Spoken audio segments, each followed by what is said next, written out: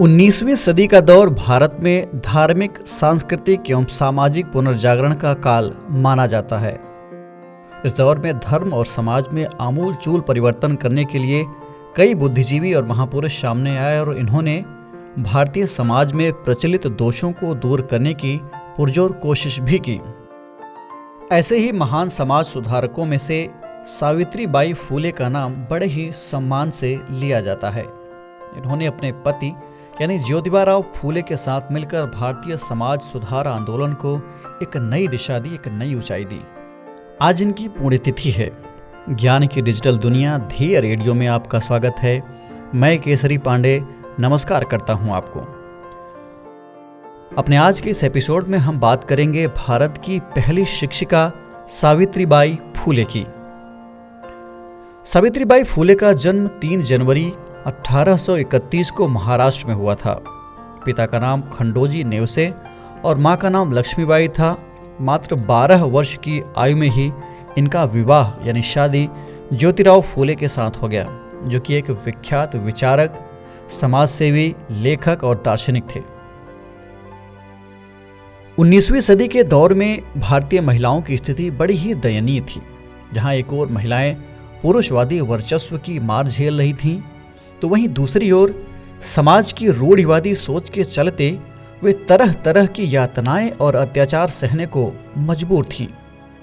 ऐसी कठिन परिस्थितियों में सावित्रीबाई फूले ने समाज सुधारक बनकर महिलाओं को सामाजिक शोषण से मुक्त कराने और उनके समान शिक्षा और अवसरों के लिए अपनी पुरजोर कोशिश की। साल 1848 में महाराष्ट्र के पुणे में देश के सबसे पहले बालिका स्कूल की स्थापना सावित्रीबाई फूले ने ही की थी। उन्होंने अपने पति के साथ मिलकर लड़कियों के लिए 18 स्कूल खोले। सावित्रीबाई इन स्कूलों में केवल पढ़ाने का ही काम नहीं करती थीं, बल्कि लड़कियों को स्कूल ना छोड़ना पड़े, वो इसके लिए भी लगातार कोशिश किया करती थीं। गौरतलब है कि सावित्रीबाई फूले को प्रथम शिक्षिका होने का श्रेय भी जाता है। सावित्रीबाई जब पढ़ाने के लिए अपने घर से निकलती थीं तो लोग उन पर कीचड़, कूड़ा और गोबर तक फेंक देते थे।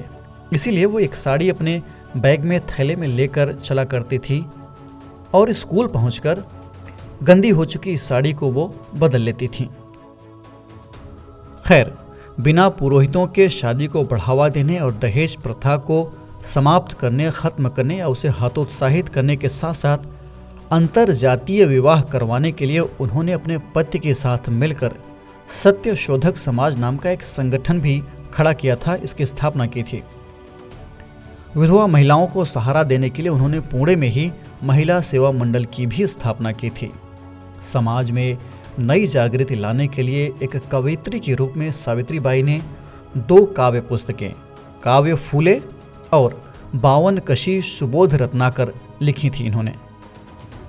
बाद में महाराष्ट्र में प्लेग फैल जाने के बाद उन्होंने पुणे में अपने एक पुत्र के साथ मिलकर 1897 में एक अस्पताल खोला, जिससे प्लेग पीड़ितों का इलाज किया जा सके। हालांकि मरीजों की सेवा करते हुए वो खुद भी प्लेग से पीड़ित हो गईं और 10 मार्च 1897 को यानी आज ही के दिन इस दुनिया को उन्होंने हमेशा हमेशा के लिए अलविदा कह दिया।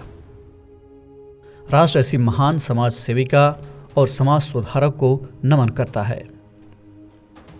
खैर, ये थी बात महान समाज सुधारक सावित्रीबाई फूले की। और अब आपके लिए एक सवाल, आपको कमेंट करके बताना है कि सत्य शोधक समाज की स्थापना कब की गई थी। इस एपिसोड में इतना ही। हम फिर मिलेंगे एक नए कार्यक्रम के साथ। तब तक के लिए आप पढ़ते रहिए और बढ़ते रहिए। नमस्कार।